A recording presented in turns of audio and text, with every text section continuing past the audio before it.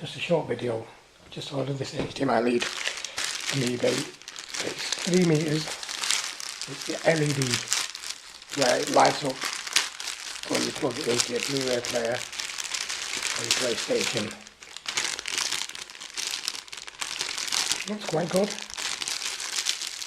Let's just open it up. It cost me $5.99. If you see there, HDMI. Apparently when you plug this into your Blu-ray player or your PlayStation or whatever, it lights up. The one I've ordered is the blue.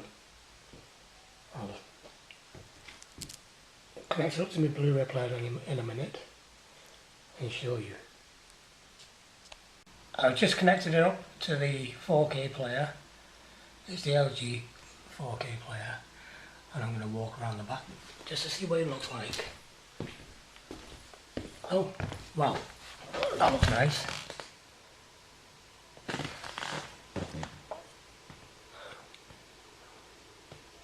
You know what, I'm going to order another one. Might order a different colour one. That's rather nice, that. £5.99 from eBay. 3 meters. 4K. Version 2.0.